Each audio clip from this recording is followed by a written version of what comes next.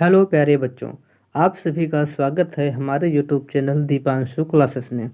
चलिए आज हम शुरू करेंगे आप सबके सामने हिंदी कक्षा 9 का जो गद्य खंड है उसका चैप्टर नंबर 6 यानी पाठ 6।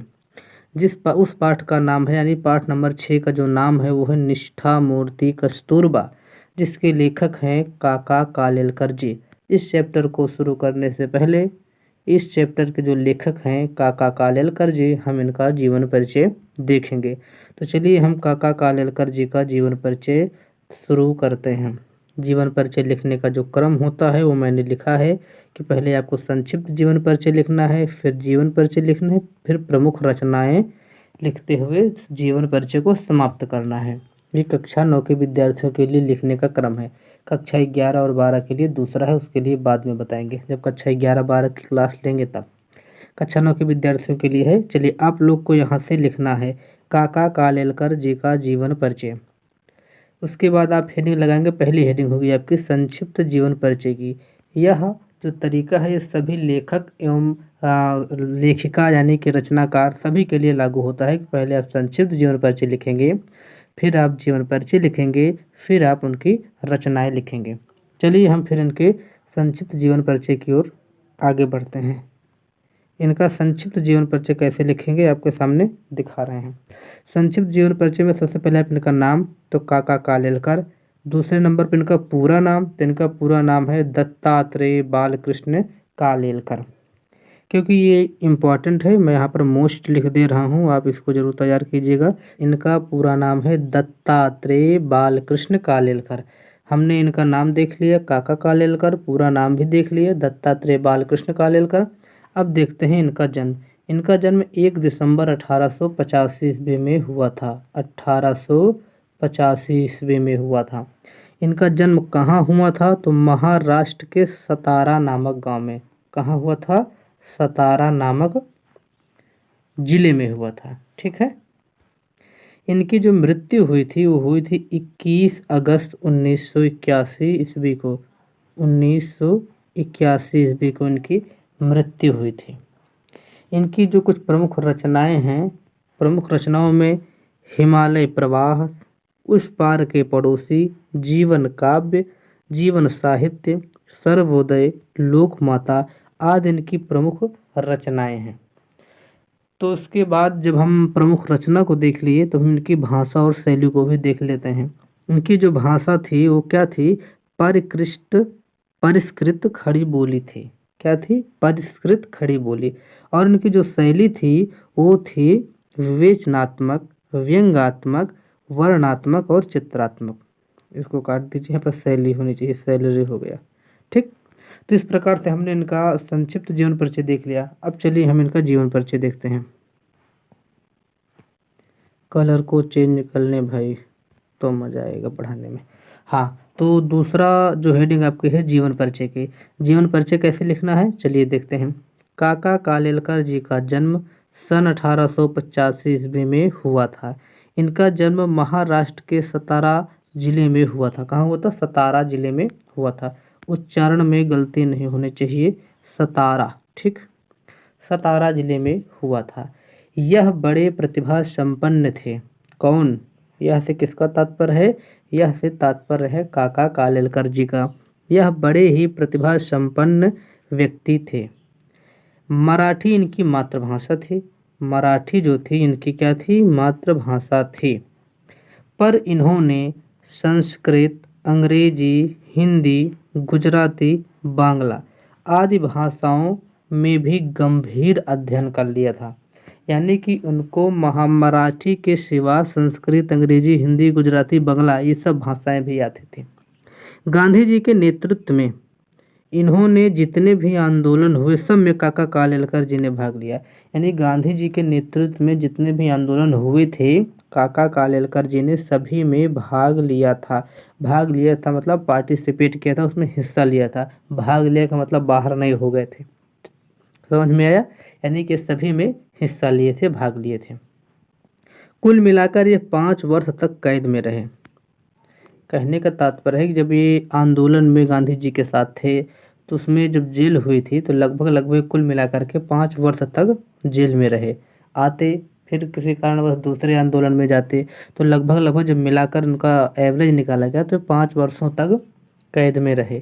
गांधी जी के साथ संपर्क में रहने के कारण हिंदी के प्रति इनका जो प्रेम था वो और भी जागृत हो गया। यानी हिंदी के प्रति इनका प्रेम तो था, परंतु ये गांधी जी के संपर्क में रहते हुए हिंदी के प्रति और जागृत हो गए। इनका जो प्रेम था, इनका अनुराग था हिंदी के प्रति, वह और भी जागृत हो उठा, यानी हो गया।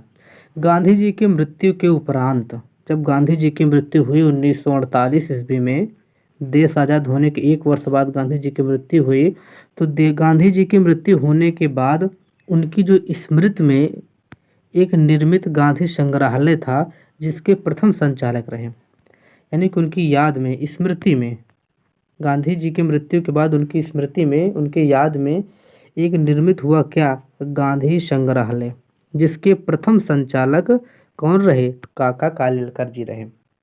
सन 1952 से लेकर के 57 तक ये राज्यसभा सदस्य थे। 1952 से लेकर 57 तक, यानी कि 5 वर्ष तक ये क्या रहे, राज्यसभा सदस्य रहे। अनेक आयोग के अध्यक्ष भी रहे।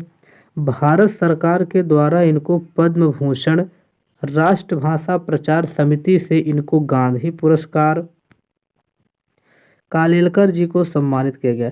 यानी कि भारत सरकार के द्वारा इनको पद्म भूषण भी मिला, राष्ट्रभाषा का प्रचार करने हेतु राष्ट्र प्रचार समिति ने इनको गांधी पुरस्कार भी दिया। तो इन दोनों पुरस्कारों से काका कालेलकर जी को नवाजा गया, यानी कि इनको सम्मानित किया गया।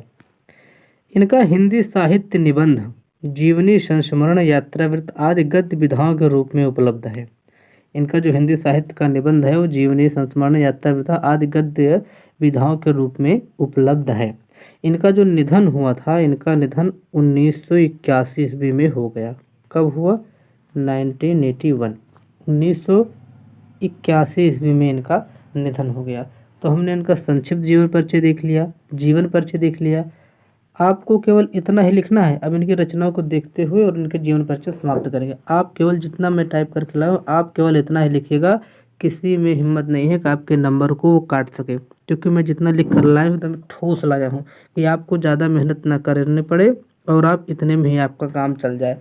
क्योंकि क्यों हम फालतू में पन्ना भरने के चक्कर में इतना याद करें कि और सारे प्रश्न छूट जाएँ। इसलिए उतना याद कीजिए। भैया आप 9th में ही हैं, कितना आपको लिखना है, कम से कम 80 शब्द की 80 शब्दों की सीमा रहती है। 80 शब्द तो यार एक पन्ने भी आप लिखते तो भर जाएगा, परंतु ठीक है, अब लिखना है तो हमको तीनों हेडिंग पूरी करनी पड़ेगी, एक संक्षिप्त जीवन परिचय का, एक जीवन परिचय की, एक रचनाओं की। तो आप जब इतना लिख देंगे, लगभग आपके 1.5 से 2 पन्ने तक आपका भर जाएगा। आराम से बिंदास लिखिए और आप पूरे के पूरे नंबर पाइए। नंबर कटने के कोई भी चांस नहीं होंगे। आप केवल इतना ही लिखिएगा, एक भी आप अक्षर इससे ज़्यादा ना लिखिएगा, कोई दिक्कत नहीं होगी, नंबर कटने के चांस बिल्कुल नहीं होंगे। चलिए अब हम प्रमुख रचना की ओर देख लेते हैं, क्योंकि बीच बीच में आपसे थोड़ा बातें कर लेते हैं, उसके लिए क्षमा चाहते हैं, लेकिन ज़रूरी होती है बताना। चलिए प्रमुख जो रचनाएँ हैं इनकी, प्रमुख रचनाओं में कुछ मैं विधा लेकर आऊँ। जैसे इनकी निबंध संग्रह एक विधा है, एक यात्रा वृत्तांत विधा है। कलर चेंज कर ले, नहीं दिख रहा है, 1 मिनट। इनका जो निबंध विधा है, यात्रा वृत्तांत है, संस्मरण है, ये प्रमुख विधाएं होती हैं। तो निबंध संग्रह में जो इनकी रचनाएं हैं वो जीवन काव्य, जीवन साहित्य, सर्वोदय, यह इनका निबंध है। इनकी यात्रा वृत्तांत में जो इनकी रचना विधा है, यानी यात्रा वृत्तांत विधा में इनकी रचना है हिमालय प्रवास, यात्रा, उस पार के पड़ोसी, लोक माता। और इनकी जो संस्मरण विधा में रचना है वो है बापू की झांकियाँ। मान लीजिए अगर आपको ये नहीं समझ में आ रहा है कि विधा क्या चीज़ होती है, विधा नहीं आपको मान लीजिए मालूम है, तो आप इस तरह काम कीजिए कि आप हेडिंग लगाइए जीवन परिचय की, सॉरी प्रमुख रचनाओं की। प्रमुख रचना में आपको इनकी जितनी भी रचनाएं याद है, मान लीजिए आपको जीवन काव्य इनकी रचना याद है, उस पार के पड़ोसी इनकी रचना याद है, हिमालय प्रवास, आपको उनकी 3 ही रचनाएं याद हैं, तो आप हेडिंग लगाइए प्रमुख रचनाएं, फिर आप लिखिए हिमालय प्रवास, जीवन काव्य और उस पार के पड़ोसी, लोक माता। इस प्रकार से भी आप इनका लिख सकते हैं। अगर आपको विधा सहित याद है तो आप विधा के साथ लिखिएगा, आपके नंबर नहीं कटेंगे, ये बात की मैं गारंटी लेता हूँ। ठीक है, एक बार मैं आपको थोड़ा समझा देता हूँ, मुझे लगा आपको समझ में ना आया हो ये बात। देखिए मेरे कहने का तात्पर्य है कि मान लीजिए आपको विधाएं नहीं याद हैं, नहीं पता कि आपको कौन सी विधा में रचना है, तो आप हेडिंग लगाइएगा रचनाएं, हेडिंग लगाइएगा रचनाएं। विधा आपको नहीं याद है तो रचनाएं हेडिंग लगाने के बाद आप लिखना शुरू कीजिए इनकी जो आपको रचनाएं याद हैं। जैसे इनकी आपको रचना कौन कौन सी याद है, मैंने ऊपर लिखा भी है आपको। जैसे इनकी रचनाएं हो गई जीवन काव्य, जीवन साहित्य, सर्वोदय, हिमालय प्रवास, यात्रा, उस पार के पड़ोसी इत्यादि। आप इन रचनाओं को आराम से हेडिंग लगा करके लिख दीजिएगा, कोई इशू नहीं होगी, कोई दिक्कत नहीं होगा।